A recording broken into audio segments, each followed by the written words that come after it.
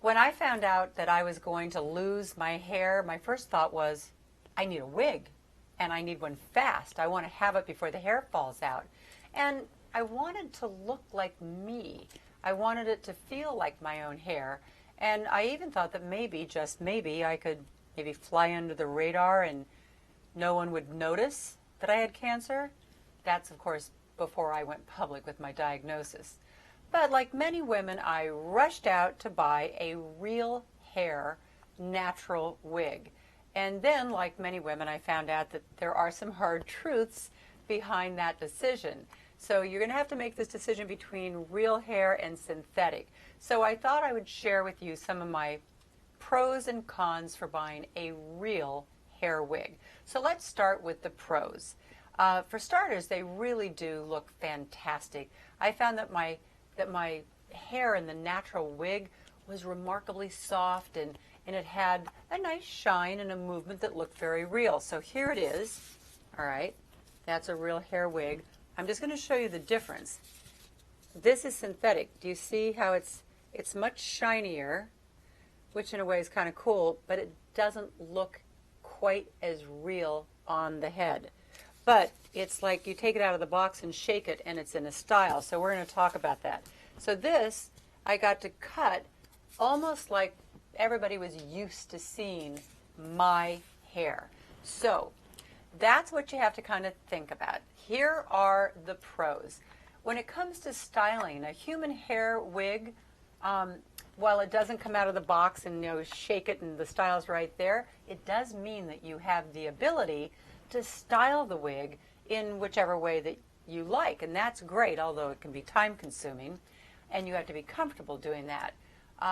So I was able to cut it, and I think my recommendation would be go to your regular hairstylist that always cuts and styles your hair and have them cut your wig exactly as if they were cutting your own hair, and that way you look mostly like yourself.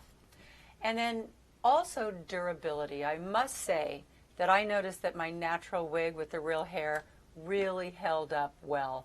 I made sure, though, to take really good care of it, because otherwise it can start coming out. You have to be careful with it. And they can last you certainly well over a year. And that's great because it means you kind of get your bang for your buck.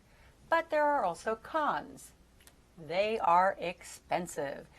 They can cost a couple $1,000s. I've seen them up to $3,000. So one good tip, check with your insurance company, because a lot of insurance companies under cancer care will cover at least part of the expense of buying a wig. The other thing about a real wig, while they look, great, they can be hot.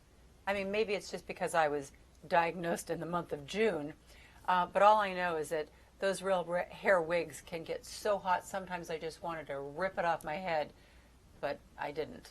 But I do hear from a lot of women that they've experienced the same kind of issue with real hair wigs getting a little warm. So you want to be aware of that. And by the way, synthetic wigs can also get warm on a hot day. But mainly I want to talk to you about upkeep, because once I began wearing my real hair wig, I noticed that it got dirty pretty quick, similar to how our real hair on our heads would get. I mean, between your natural sweat and makeup, the real hair wig required quite a lot of upkeep, much more than the synthetic wig. So might want to check out the episode that I did on caring for your real hair wig, just to make sure that you safely keep it clean and maintain it the very best you can, because they're expensive. You want them to hold up and last you. So does anyone else have any great information or opinions on natural wigs? Because if so, please share them with us below. And I wish you all the best of luck in your search for a wig that makes you feel your best.